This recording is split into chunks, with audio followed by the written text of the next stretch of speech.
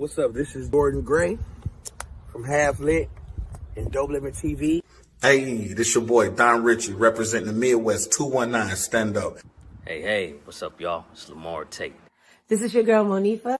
Hey, what up? It's your man Dave Hollister from Blackstreet. You know what this is right here. This Trigger Tretch in the building. Hey, what's up, y'all? This is your boy Jason Weaver. And whenever I'm back home in the Chi, I'm checking out Dope Living TV. Hey, it's your girl, Adina Howard, and you're watching Dope Living TV, live with Greg Gray and the crew.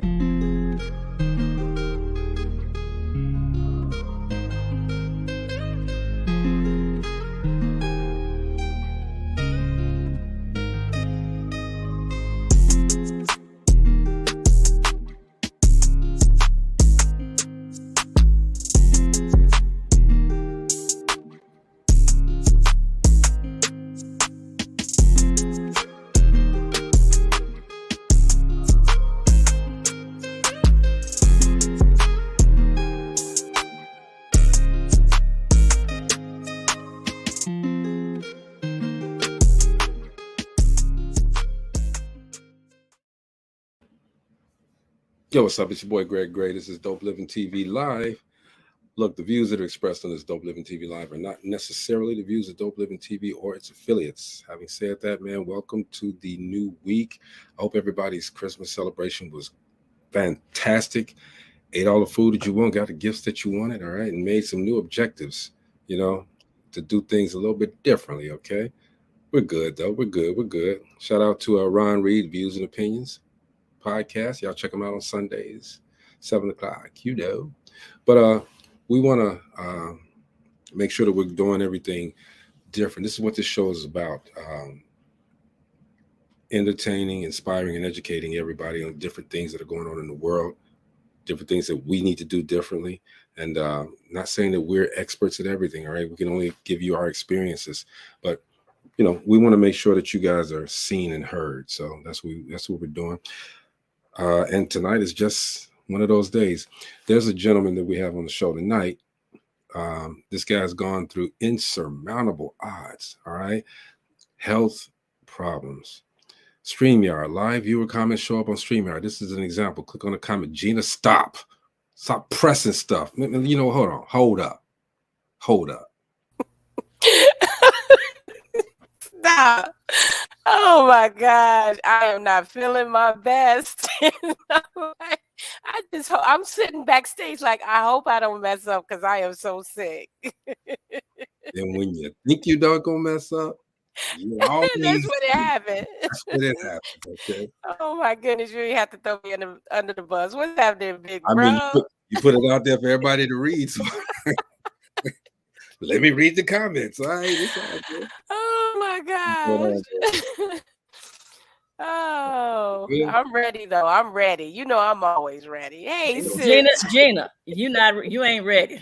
You ain't ready. And he just threw you all up under that bus, didn't he? And rolled me over and bagged up. But that was funny. Yeah, see. So now her turn. So she did it too. All right. So look, as I was saying before, I had to read the StreamYard comment. Yeah.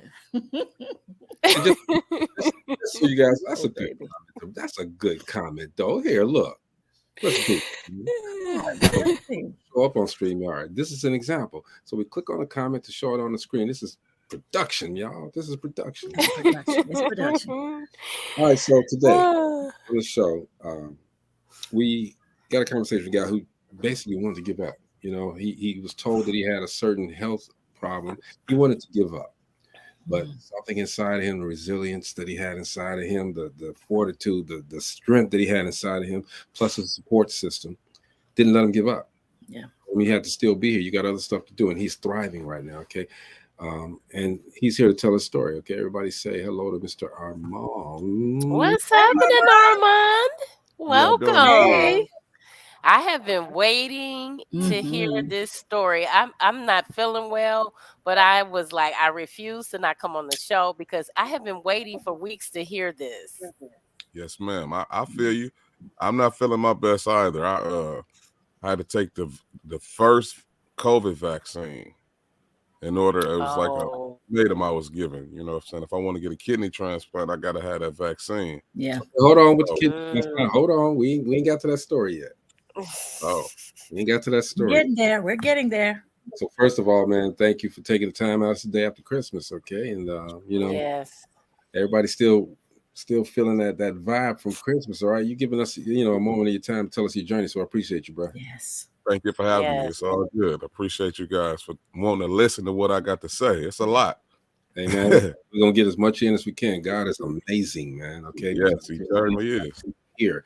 So, you know, give us a backstory. Tell us exactly, you know, how it was when you were young and coming up to the point of when you found out about that health scare. Okay. So growing up, I played sports, basketball, football, you know what I'm saying? My dad played, you know, he played basketball. So growing up, you know, we had to get physicals every year. And like the more that I think about it now, I think I may have been about 13 or 14. The doctor may have said then that my blood pressure was a little bit elevated, but you know, I'm young, I probably will grow out of it. Never thought anything of it. So excuse me. We go fast forward to about 4 or 5, maybe 6, let's say age 21, 22. I was living in Louisville, Kentucky the first time. I had gotten sick. You know, I lost my brother in 2002, and I ended up moving to Kentucky in 2003. Okay. And I had some depression stuff going on, some anxiety stuff going on.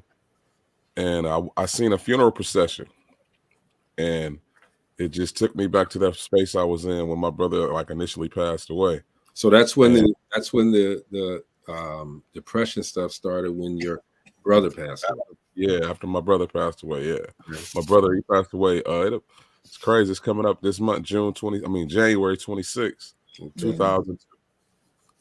And he actually passed away 2 weeks before his 24th birthday. He been 24 on February 15th. Okay. So yeah. So I was 20 years old when my brother passed. So that's where it initially started. Well, you felt that then. Definitely felt that. Oh yeah. 'Cause, I mean, my brother and I, you know, we grew up, it was like our name was one name. You know what I'm saying? Lil Rick and Armond. That's just, you never said one without the other. So you know what I'm saying? We was like 10 toes in a sock. You know, we was real tight. Like, you know, it was he and I. My mom, she went to school, worked. You know what I'm saying? My dad was in Chicago, you know, doing different things, trying to better himself to eventually get my brother and myself. So, like, that was my superhero. You know what I'm saying? Right. Big bro. Right. We was yin and yang. So that's where it initially started. He worked at Ford Motor Company. And when he passed, I ended up being his beneficiary. So just imagine a 20-year-old man, you know, young man at that, with a lump sum of cash, you know, after I take care of my brother's, you know, financial obligations as far as funerals and whatever bills he had left, I still got a pretty penny. Right. So, you know, the 41-year-old me would have been like, oh, we finna chop this up and do this and do that. But that ain't how it worked. I bumped my head with that. You know, I was doing stuff that I thought was right at the time. You know, I got this money I can spend. I ain't got to think about what I got going on until that money is depleted and life starts hitting you like Roy Jones. You know what I'm saying? So that's where it initially all started from. Yeah. We get all of that. The brother died. You got the depressions in there, okay, but you got this great sum of money coming through. You pay the bills and this and that, all right? Then you get hit with what? I'm trying to get a job at Budweiser, and it was like McKinney, Texas. I was living in Dallas. Couldn't get it because my blood pressure was high. So I self-medicated for a couple days. My dad told me, yo, get some COQ10 or whatever that stuff is. Do that. You know, you take your apple cider vinegar. Okay, cool. I tried to self-medicate. I did enough to get in. But I still haven't been to nobody's doctor. Still ain't got no medication. So I'm in one of the worst places to be to have high blood pressure. Texas. It's hotter than cayenne pepper all day. Put that one down too, Marcy. Yeah, so it's hot.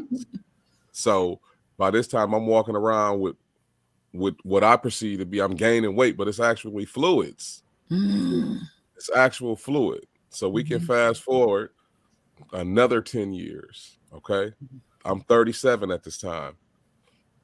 I ended up the day after 4th of July, I ended up scratching my retina. Other than that, I wouldn't have never went to the doctor. My wife got me to go to the urgent care. They get me in the urgent care. Blood pressure was 250 over like 190. Crazy. Jesus. They thought it was broke. Whole time, my wife went in the back with her like, it ain't broke. Get him up. Don't let him go home. You know, she said when I was asleep, she could see my chest just boop, boop, boop, boop. And then she put her hand in my arm or my leg, one of the two. She saw her handprint. She was like, nah, he finna go to the doctor tomorrow. So I get in there, and like I said, the one thing that I will say, the most excruciating pain I've ever been in my life. I've never had a baby, and I never had a menstrual, but I'm gonna say it's like that times 10. It's felt like somebody was stabbing me with a dull knife. Wow. So you know, I'm in the hospital. It took them no less than what I thought was maybe an hour or so. They come back, I'm in kidney failure. So they start dialysis. So you in the hospital for retina. You know, you came in there because your eye was scratched. Yes. You leave it. See, this is why, man, I don't like going to the doctor, okay? Because the doctor, you come in there for toenail extraction, and you come out, man, you got enlarged heart. I mean, and, you know, I joke about that. Okay? You know, you came in for one thing, you leave out with something that's just tragic, life-threatening. Yes. And what I like to say is like, you go in, right? I go in the night before, I'm eating and drinking whatever I thought I wanted to. I get in this hospital. Within the first 45 minutes of this diagnosis that they give me, I'm on a renal diet. I can't have no more than like 30 to 30. I think it was like 32 to 48 ounces of fluid a day. That's including meals as well as pills that you have to take. So how am I supposed to live like that? I'm used to drinking and eating whatever I thought I wanted to. Now I got horse pills this big. I'm not used to taking pills, and I get a shot glass of water to drink it with. Really? So, and we want to just pick it apart a little bit, okay? So yes, you got this message. You got this diagnosis. You have kidney problems, kidney failure. I was what they call it is ESRF, end stage renal failure, where when I got that diagnosis, I automatically became disabled from that diagnosis. So I went from regular to Medicare. What went through your mind? I mean, what how did you be honest with you, I won't even lie to you. It was so much going on and so much time. I was in so much pain. I really don't know. But one thing that I do know is this. I knew it was serious. You know what I'm saying? Because all the testing.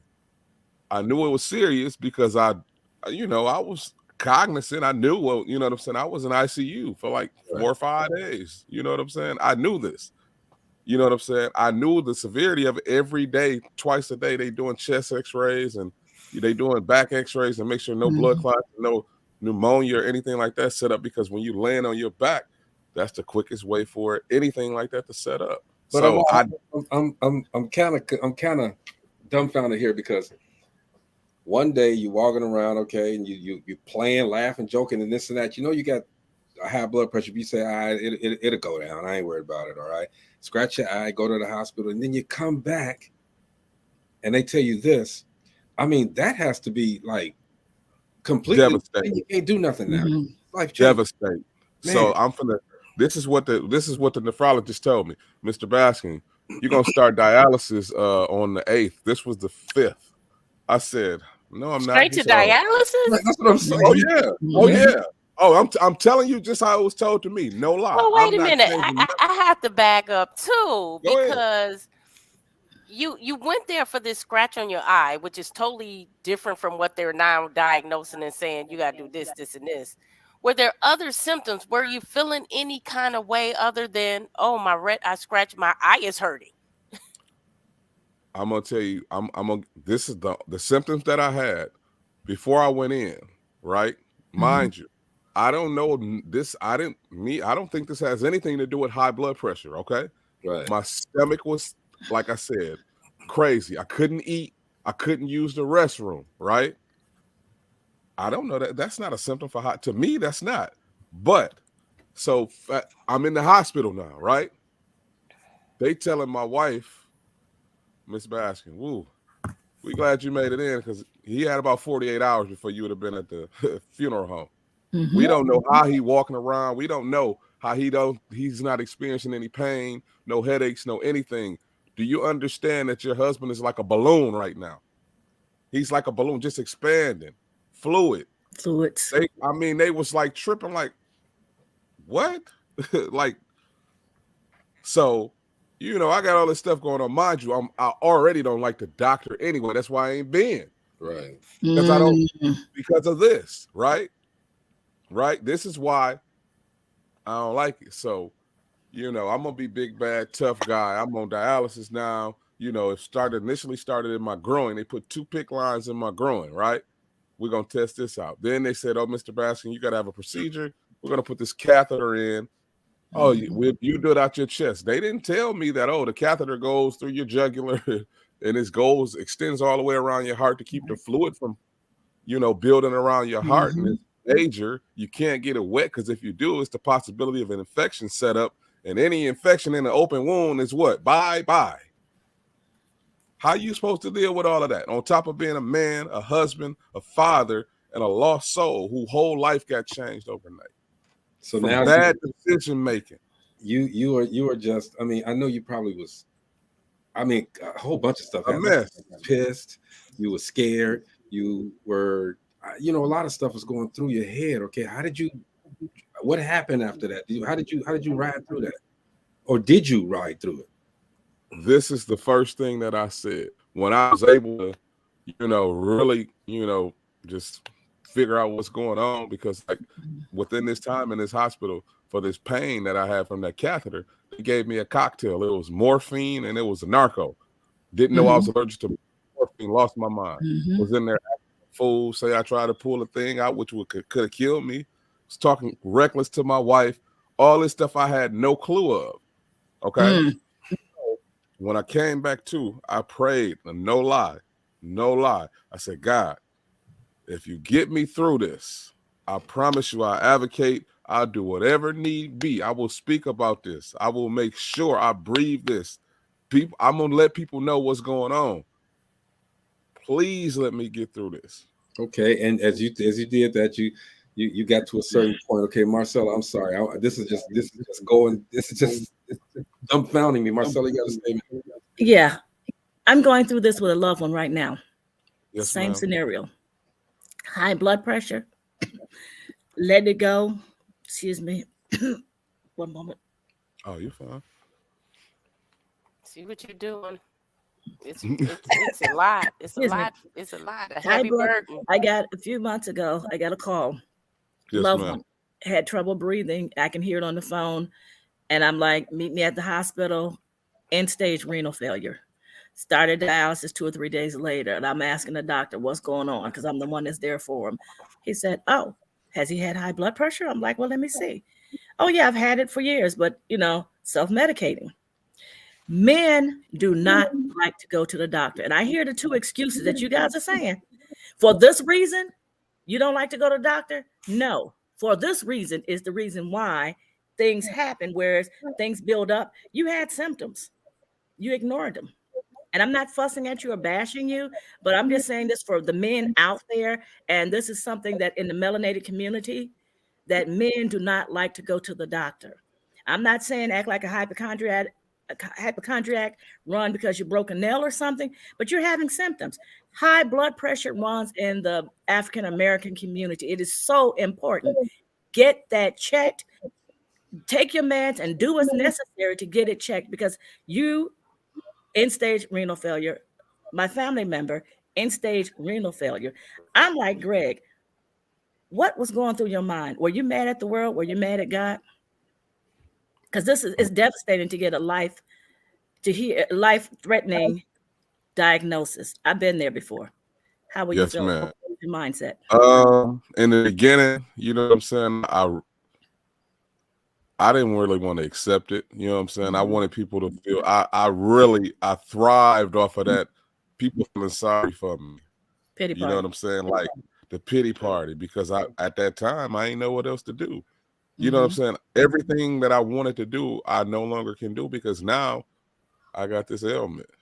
You know what I'm saying? So, man, and now I think about, you know what I'm saying, what you're saying, what you said, and it's absolutely correct. And I'm going to go back to my story when you said, did I have any symptoms? What do they call high blood pressure? Silent killer. That's what it was doing to me, killing me silently. It was taking all of my main organs out. That's what it did to my kidneys. Like, I've been healthy forever, but you know, your body can only fight it for so long. And my thing that I tell these young men and these older men, everybody don't get a chance to tell a story, tell your testimony. So that's why I feel like I'm indebted. I'm obligated to do this. Like, I work with Gift of Life. I haven't, volunteered in maybe a couple months, but I usually volunteer all through the year. You know, wherever. I don't care. I'll speak in front of a McDonald's if I have to. But I advocate because, like I say, I am that black man that was scared and fearful of the doctor because that's how we were raised. You know what I'm saying? Again, I'm not saying raised like that, but that's what I saw. Like, all the women in my family, my wife, every woman I know go to the doctor for anything. Not some stuff, all stuff. So it's not like I ain't, doctors and all. I just figure if she healthy, I'm healthy. Let's be honest. Hey, man. That's how it works, though. Lena had a comment. She said, I want to hear more about your bargaining with God. Most definitely. So check it. And with that being, I can do that. So like I said, he answered that prayer for me. And I ain't never saying that I never believed in God and different things like that. But from that moment on, I know it's somebody that's doing calling a lot of shots. Because I was in bad shape. I was in bad shape. Am I a pastor, a deacon, or anything? No. But trust and believe me, I got a relationship with God. I'm spiritual. I'm religious. You know what I'm saying? I know prayer works. So you can tell me a lot of stuff, but you can't tell me that don't work, because it worked. And it's worked because they still trying to figure out, like, how does this man even go? How is he still ticking? I'm almost 4 years in. By the grace of God, I'm going to start, some great stuff in this coming year. You know what I'm saying? But it's rough. Like, I have terrible days. That's where I want to pause you right now, okay? Because we want to take this step by step, because there's a story. Yes, sir. Right. So you get this diagnosis. You're all over the place. Now you're getting the treatments, but at this point you're looking for what point did they tell you, I should say, that you're going to need a kidney or else? They actually told me when I got after I got this port, they said, we'll give you 90 days. We're gonna give you 3 months to see if your kidney gonna kick back in. And after that, you know what I'm saying, then we're gonna you're gonna have a surgery to get a graft put in your arm. That way you can have that the dialysis work properly. Because see, what a lot of people don't know, if you were to put your hand on my arm, it'll feel like a old school. It feel like a radiator, because they disconnect that main artery in your elbow, and they put a piece of plastic in it, which makes it flow like a current, like a river. It just vibrates. So when you stop feeling that vibration, that's when you know that it's time to go to vascular and have that surgery so they can balloon and clean it all the way out.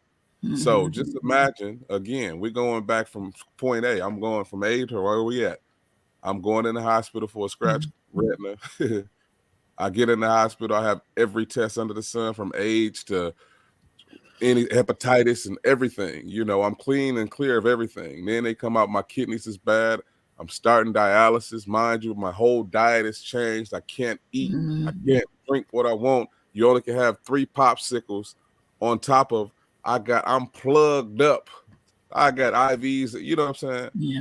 So my mindset is but when that prayer kick in and God started showing me the way, and I stopped in the machine and them texts at the dialysis place, and thought to myself, the more fluid that they pull off, the weaker your heart is, the your chances is to keep living and all of that stuff. So I had a come into life moment where I said, you know what, it's the takeover. It's about me, not you. Absolutely. So I'm gonna tell you what you're gonna do. I come to dialysis, I'm gonna let you know what you can take off, what you can't take off, all of that. I run my show. This is my body, my life. I'm responsible. Thank you. No, thank you. Got back on the right mindset. Okay, Latanya says God saved your life. Amen. Marcia. Yes. I had another question, but something he just said. So you decided you were in control? Is that what you just said? Oh, you're in Yes, ma'am. trouble. Yes, So ma'am. okay. I'm looking like you don't look like my family member, but I'm hearing what my family member was saying. Can I tell you, a couple of the things that I go by on changing the narrative?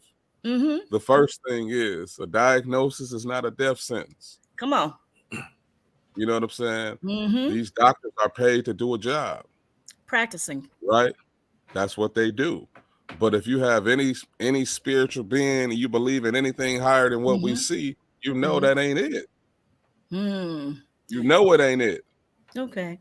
So my question, while you're going through all of this, yes, ma'am. Who was your support system, and how were they a big part of you trying to get over this hump? Well, or did they panic, or at the thought of this, or how was that? It's funny because my wife and I, when all this stuff started, we was actually finna get a divorce. I wasn't in the home and different things like that. But come to find out, she took those vows to heart. You know what I'm saying? No matter what's going on, it's my husband. You know what I'm saying? So she was my biggest supporter. Real talk. That's what's she was. And I won't lie to you. You know what I'm saying? We've been through a lot. We've been married 6 years. It seemed like 26. But that's just how, growth and maturity and just how God worked. You know what I'm saying? You're doing some great things now too, man. Brenda says, yes, prayers work. I was just in the hospital Thursday morning with fluid around my lungs. Couldn't even hold my grandson. All is well now with a little pill that removes water. Yeah. Yes, man, we're praying for you, Brenda. We're going to be all right. Jenny, you got a question? Armand. Yes, ma'am. Did they fix the retina? Yeah. I listen. Question. Jana, do you know I had to take this these eye drops for I think it was 2 weeks, 3 times a day. It was for real. He showed me the x-ray. The cornea was scratched in half. It was. I still don't know how. Yeah, so it was. It took about 2 weeks to fix, but it did get corrected. Yeah, they corrected. That was the last thing that they cared about. Yeah. That's it. It was we don't even care about that no more. As long as we trying to make sure you don't fall out up in here. Yeah. And a lot of the viewers they're saying, man, for whatever, need to go to the doctor, guys. Yeah. Yes. Man, please get your checkups. Yes. Do it. Absolutely. But listen here. I'm sorry, Greg. I didn't mean to cut you off, but here in the state of Michigan, 64% of the people that's on dialysis look like me and you, black and brown. So that's what I advocate to all men, especially young men. I go in there and have the conversations that they really don't want to hear. You know what I'm saying? I'll be honest. It's a lot of mess that come with this. If you're a man, you know what I'm saying, a man's man, and you love your woman or whoever you love, and you can't properly show that affection because of this sickness you got, it hit you like a ton of bricks. Whoa. What do you do then? What you got? What do you have left to offer if you take that off the table? Ask yourself that. Do you want to be put in that position where you got to do some explaining? Go to the doctor. Trust me. Go ahead. You made a great, and I think, as we try to inspire and educate and entertain, inspirational comment that you made that, if you didn't believe in God, God is real. All right. People got to understand that God is good. God, yes, he is. Hello to everyone. What's going on, Tracy? Go ahead, Tracy. Byron says, I'm glad that you're doing better. But it's interesting that you were hard on your health and your marriage, yet you were able to see the light and turn things around. He's talking about because you got that fixed. Okay. You know what? Marie says, yep, they usually don't know they got CKD until it's too late. Okay, I'm lost. Wait. That's my race. I think that CKD is high blood pressure stuff. I believe that's like a medical term for something, if I'm not mistaken. So I'm probably mistaken, but yes, sir. We're at that point now. Okay, you're going through dialysis, all right? Yeah. Said 90 days. You got to get a kidney. First of all, before that, how are you? I mean, right now, how are you? I mean, are there good days? Are there bad days? How are you? Yeah, I mean, for the most part, all is well. With anything, you're gonna have good and bad. But like I said, I got kids. My youngest being 5, and that's what my kids. Period. My wife. Just different things. I pick and choose what just keep me going because I know that with what I got going on, if you down and depressed and all of that stuff, my sickness feeds off that. So if I want to stick around, I got to figure out different ways to get happen, even when I'm at my worst. Right. Maurice didn't say that, dude. That's what he did. CK. Yeah, he right. Thank you, Maurice. I didn't know what it was either. Me either. I wanted to say hold, but I'm thinking it's a new brand of cologne. Calvin Klein. He got a you know what? I mean, I don't know. The D version, huh? Calvin Klein D version. Harry Davis says God's mercy endures forever. Oh yeah. So yes, you that's like right. you got to keep yourself up. You got to, because with that disease, if you give in, that's the death sentence there. Okay, that's what it's set up for, though. It's set up like that. You tired, you don't want to do nothing, you just exist. Yeah. So how are we going with the kidney? Like I said earlier, I'm actually I got my first appointment with University of Michigan on January 11th. That's a virtual. It's like 3 hours, and then on the 25th of January, I actually go to the University of Michigan to meet with the nephrologist and the transplant surgeon. So, God working for me. All I got to do is just kidneys available. Man. You found a kidney? I'm not saying that, but I'll tell you this. After they do my medical and do all of that, they'll find something, whatever I need. I know hopefully within, by 23 sometime, sooner than later, I can, see what it's like to be regular again. I don't know what that is. Just like let me shut up. Come on, say it. It wouldn't be you if you didn't. Just like some bowels. If bowels get regular, man, you I'm just saying. I'm just saying, let's get some clarity to it so we can relate to, metaphorically speaking. Right. So you've gone through all of this, all right? I know there was a time, we've spoken before. There was times where you just wanted to give up, and you came back, and what was the worst moment for you? Man, it has to be like when the initial shock of me actually having this treatment through my chest, and I can feel this and I can see it. You know what I'm saying? Like, how am I still alive when they, they transferring and, they taking blood and cleaning it and replenishing it. It's amazing to me, but you really don't think of how dangerous that is, man. Like, seriously, every time I go sit down in that chair, what happened if they having a bad day? You know what I'm saying? Right. And that bad day doesn't necessarily mean that I die or something like that. I've been infiltrated, meaning that the needle goes through the plastic and my arm black and blue. I've had that. It just gets old. Like, I tell my wife all the time, like, I feel like, if I wasn't who I am and I didn't stand for what I stand for, I would quit because I hate it.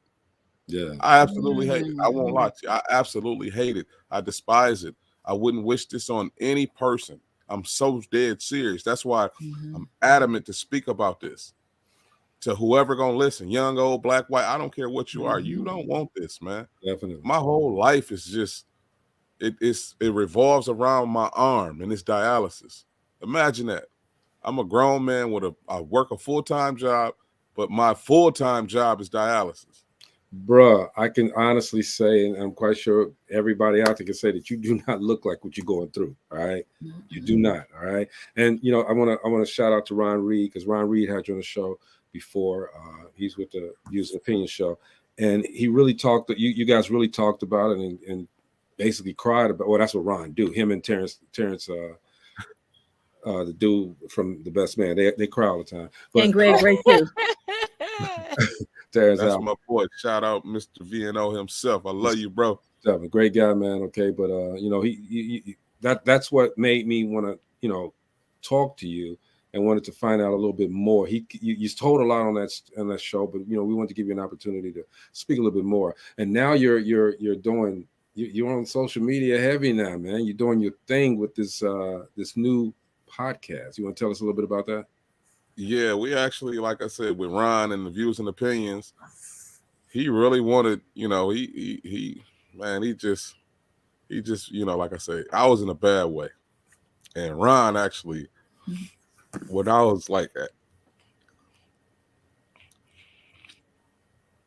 it's one of my lowest, it's okay. It's okay. You entitled to this. I was at one of my lowest points.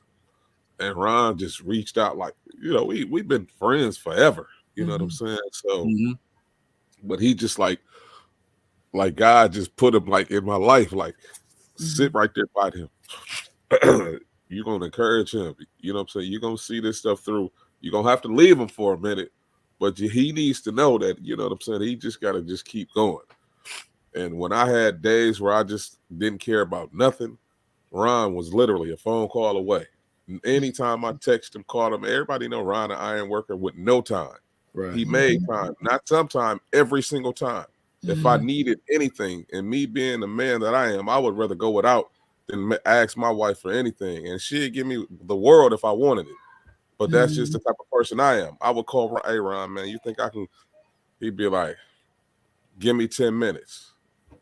He'd send me extras. I'm like, bro, it don't matter. So he did that, like, excuse me, it was so effortlessly. Excuse my language. And it was like so sincere. It ain't like he had an agenda. He wasn't trying. I mean, he started GoFundMe's to make sure that, you know what I'm saying, I could take care of my family, make sure my kids had Christmas. I mean, like, he did all of this. I didn't ask him to do anything.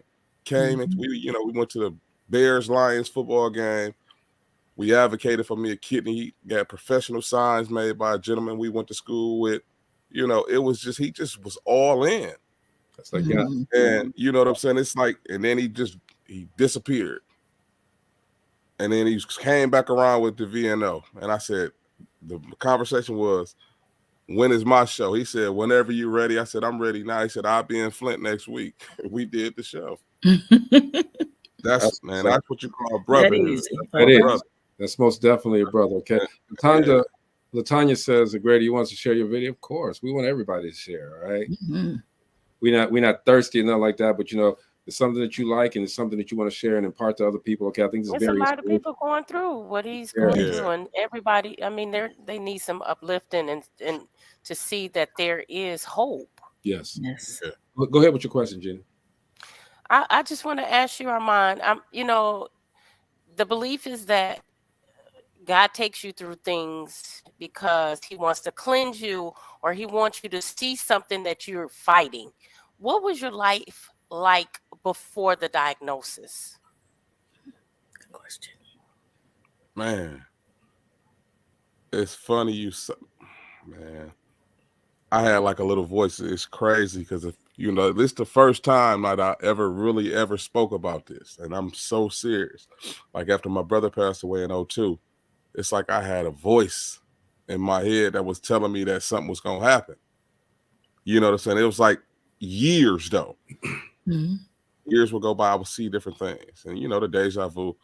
So I wouldn't say I was reckless. I drank, I regular normal stuff. You know what I'm saying? I wasn't really a heavy pork eater or different, you know what I'm saying? Different things like that. It just was a hereditary thing. You know what I'm saying? That's, it wasn't like my dad, when I grew up with my dad, when I stayed with him, he was a vegan. He'd been vegetarian, vegan for I'm 41, over 30 something years. Before you know what I'm saying? So it wasn't the diet, it's just hereditary. And, all of that self-medicating, and that's understandable. Fine. But trust and believe me, the one thing that you aren't guaranteed is a chance to make it to the hospital if something was to happen to you. Nowhere in no books do it say God gonna spare you because he love you enough to say no. Like you say, there's signs. He may not come down and say, hey, man, go to the doctor, but different things happening. Yeah. You know what I'm saying? And that's one thing, that we have an issue with. I like to say all the time, like, our folks love a lie and hate the truth. Mm. You can tell them the right thing, right? I know it ain't. Come with some crap and they love it. Oh yeah. All right. True. Nature of the beast. That is the nature of the beast. Hey, Tracy Walker says, I'll be 61 in January. I'm so glad God takes better care of me than I do for myself. He's my everything. January 11th is my birthday. I'll be praying for you. And we're gonna be praying for you too, Tracy. Happy birthday. Make sure you come through so we can sing it. Marcy sings. She says, be encouraged. Ron Reed says, I'm sorry. Latanya says, praise God. Definitely. Jeff says, y'all have such great relationship, bro. Y'all exactly how true friends should be for each other. Ron says, because you're great. I believe in you. Oh. She shared it. Thank you. Yes. Victor Jackson says, amen. He's worthy. Shout out to Victor Jackson. Used to work with him a long time ago on radio and TV stuff as well. Appreciate you, brother, for chiming in. So now we're at the point where, you know, you're waiting, you're diagnosed and everything is good. You got this platform that you can now tell your story. And you can tell the story any way you want to in pieces and everything like that. Is that enough to cleanse? Is that enough to make you feel better? I think the more I talk about it, you know, the better I feel. You know, at this point, it's just about, you know, peace. And like it's you know, like in every aspect of my life right now, I just want peace. You know what I'm saying? With what I just want to be peaceful, man. Like I'm learning, you know, and it took a while because I was one of them hard hit that I'm gonna go head to head what you told it, but I just know better. You know what I'm saying? It's like, all right, you won. I protect my peace at all costs. Like if that means family members, I can disconnect. I love you, but I'm straight. I'm okay.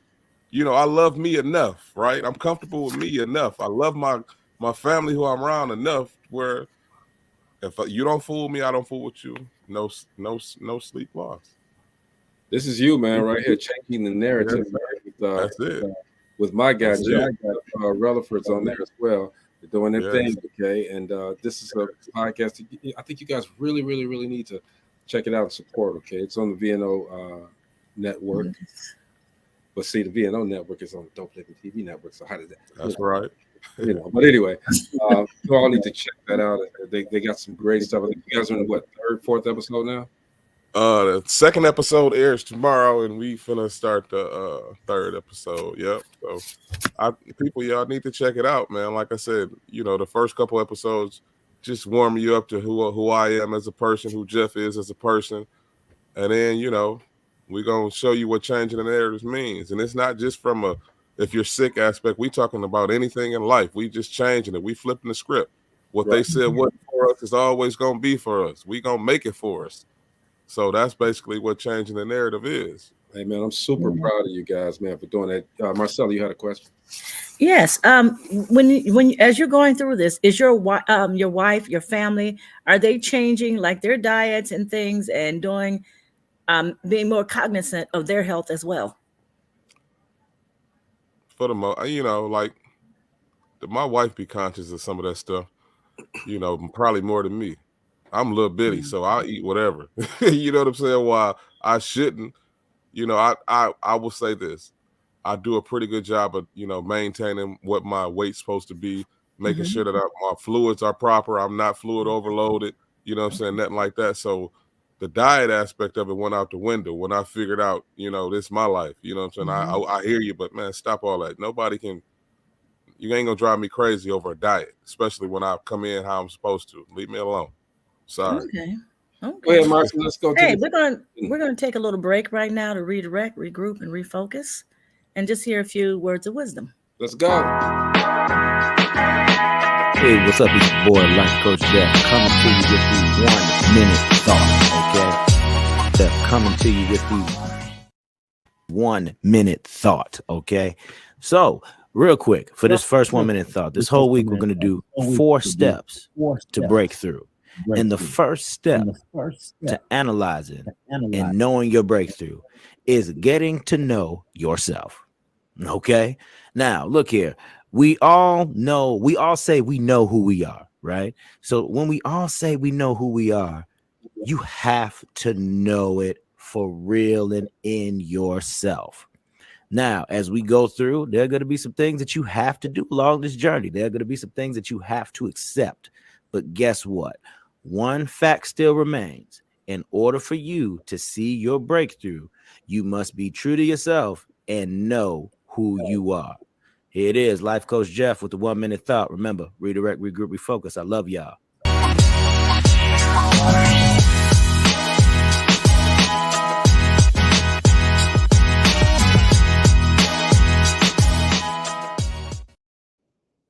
That's that dude. That's the life coach, Jeff Relaford. He is on every day with us, but he also has his own podcast on Mondays, and he's also on with this gentleman we're having today, Mr. Armond Baskin. Man, hey man, let me tell you, man. Number one, first of all, I don't know if the average person can go through this that you've gone through and keep a level head.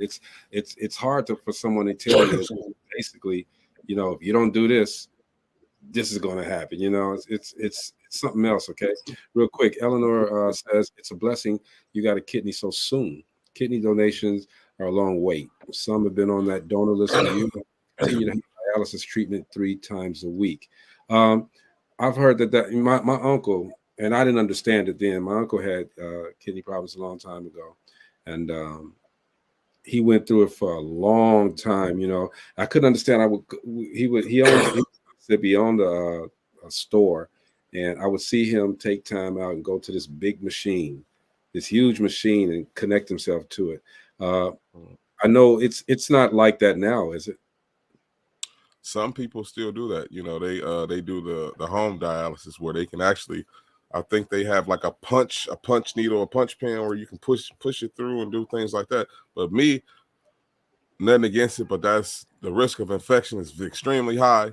Yeah. You know, you think about all of that, you got all of those chemicals and all of that stuff in your home, anything can happen. I just don't trust it. And me personally, I love to go to that facility because it keeps me humble. Mm-hmm. You know what I'm saying? In the sense where, like you guys said, and Greg, we got to get this shirt made. Sick don't gotta look. Come on. What does sick look like? I'm him. I'm proof. It doesn't. You don't know me. I don't know you. I'll walk up to you. You're not gonna say, "Hey, you need a kid." No, you're not. You're gonna be like, "Man, look at this gentleman. You working out?" Not knowing. Yeah, I do. I go to the dope house 3-4 times a week, 3.5 hours at a time, getting my fix, all of that. You know what I'm saying? So sick doesn't have a look. We need to stop that. Throw that out the window. And I say this all the time.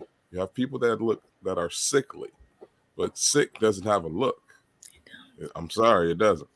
Well, I mean, look, that's a great message. All right, it's just rare that we've had people on here with different things, okay, but it's rare that we have somebody to be as open with it, with the issue that you are. So we appreciate that.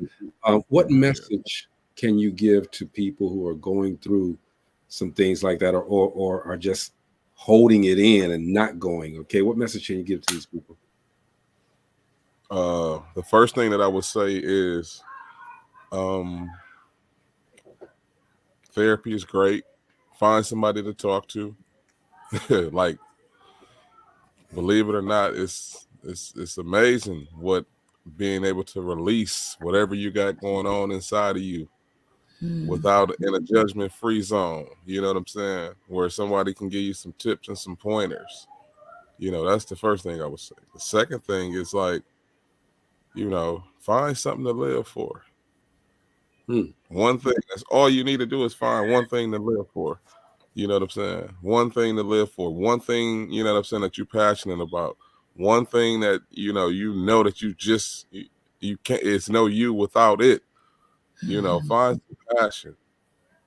It's not hard. You know what I'm saying? You just sit there and, you know, like, I can think of 5,000 things off the top of my head that make me keep it moving. You hear them kids? That's one of them. Yes, I wouldn't trade them in the world. Yes, sir. Well, man, please, they're my babies. I could care less. You know what I'm saying? Because they are in their home. What they supposed to do. So that's a piece of my why. And, you know, don't give up, man. the easiest thing that we can do is to give up. Yeah. So where do you do? So you've been down, been to a point where you just didn't want to stay here, but you did. You've gone through the treatments. You've potentially got another kidney ready for you. Hopefully. What's tomorrow like? It's coming. Let's see. 4:30, I'll be up. No, I'll take that back. 3:30, I'll be up. About 5 o'clock, I'm gonna be rolling into dialysis, going to get that treatment. Then I get off. I'll come home. No kids don't got to go to school. I actually have a dentist appointment tomorrow because, like I said, I know I got some stuff going on, and that's part of the. If you go in that place and trying to get a transplant, you can't have any infection in your body. So trying to get that done. So when I go in there to talk to them people, hey, let's get it. We can have surgery tomorrow if y'all want to, because I'm done. Right. So that's it. Like I said, man, I just go day by day, man. Every day is a different obstacle, but it's okay. As long as I get up and I'm okay. I'm glad, number one, that you gave us the opportunity, but you just proved to a lot of people, man, that again, you are not what you are going through. Are you an example, man? You're a prime example of that. And we really, I mean, everybody that's listening, everybody that's on this panel, everybody that's ill out there, man, go get checked. Make sure that you, at least when you see something going on or you feel something going on, especially as you get older in age, just go get it checked. It could be a cold. It could just be a pinched nerve. It could be anything, okay? But it's better safe than sorry. Go out there and get it checked. Armond, I want to thank you, bro, for coming on the show, hanging out with us. It's always a pleasure so that we can get inspired, and yes, time, absolutely. You know how we do, bro. You've been here before. Yes, sir. We want to go around and give everybody some words of wisdom. Don't necessarily have to be about that. It can be about anything, all right? But we're going to start with you first, bro. First and foremost, I want to thank you guys for giving me the opportunity to come on and just, shed a little light on me and my personal journey. So again, salute to you guys. I'm sincerely appreciative. And, my word would be just stay encouraged, man. Find something to live for. It takes nothing to give up. I want to give up every single day. I promise you. But, every day we get up, we get another chance to get it right. It doesn't have to be perfect. You just do your best and live with the results. God bless. And, check out Changing the Narrative podcast. Drop it. I think we show on Tuesdays. We got some live stuff coming and, just support us, please. And again, Black men, you especially, go to the doctor, man. Your kids, they deserve that, man. Them babies deserve to know, that their dads or their moms, they're going to be all right. So do them a favor, get a checkup. You take them to get a physical, get checked out as well. That's the only thing I can say. I love it. Armond, again, thank you for coming on to Dope Living Live. You've been such an inspiration. I just pray that a kidney comes through quickly, that the surgery is totally successful for you, and if it's a live donor, for the donor as well, and that you have a speedy recovery. I also pray for peace for you and your family and unity, and that all needs are met as you're going through this, so that you have no other worries. And I'm just praising God right now for your total healing, restoration, and deliverance from this. Thank you. Virginia. Yes, I want to send out blessings to your wife, because a lot of women don't want to stick around for this. Yeah, and you mentioned in the very beginning that you and your wife were going through some hard times to begin with, and she stepped in to make sure she was there for you. So it's not just the person that's going through this. It doesn't just fall on them. It falls on everyone. And for her to stick in and come back and say, hey, no matter what we're going through, I still love you. I want you to be healthy, and I'm going to be there for you. I just want to say great job. She's a beautiful woman.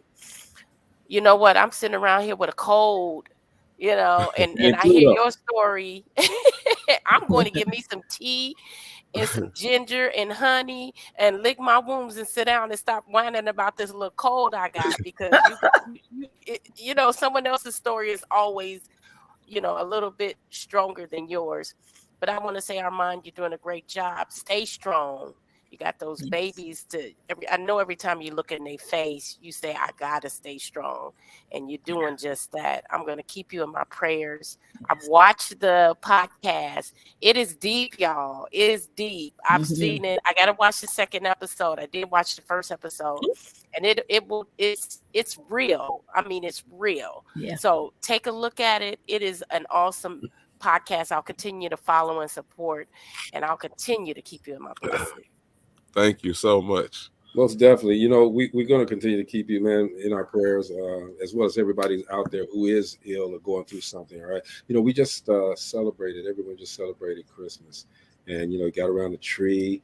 You're thankful for getting this and thankful for getting that. All right. We got to remember, though, there's other people out there that cannot have that opportunity, do not have the chance to celebrate Christmas. They don't have the chance to celebrate too much of anything because they're out in the street. They're homeless. They don't have enough money to do this. Let's think about them. Let's pray for them. And if we see somebody that needs, let's help them. Let's help them. You know, at any given moment, just as we're doing all of this, we could be in that same position. So let's definitely pray for everyone, and let's just be there for everybody. All right, Armand, dude. Yes, sir. Fantastic story. You're an amazing individual. I was inspired, bro. Thank you, man. I appreciate it. Like I said, anytime I get a chance to, you know, just say a little bit, man, I just need one person to listen, man. That's all. Yeah. You know, we trying to save a life. We can't save them all, just one. Somebody got to hear it, you know. So thank you again, man. Dope platform, seriously. Man, I'm gonna tell you, if there's any opportunity for you to just come through and hang out with us, you want to hang out with us anytime, just come through. Say, Greg, man, we making it happen. Yeah. We making it happen. I'm gonna hang out with y'all today. I'm just gonna chill, man. Okay, especially when we talking about relationships and stuff like that. There, man. Oh yeah. Come on through, man, because you're a funny dude. You're a funny dude. Thank you. Hey, I'm coming. I know you're coming. Okay, this is Armond Baskin. Okay, and he shared this fantastic journey with us, a story with us, and we have something for you tomorrow as well. We don't know what it is, all right, but we got it's a surprise. We're gonna entertain you. Definitely gonna entertain you, okay, and inspire and educate you. All right, this is DopelivenTV Live. We'll see you guys tomorrow. Peace out.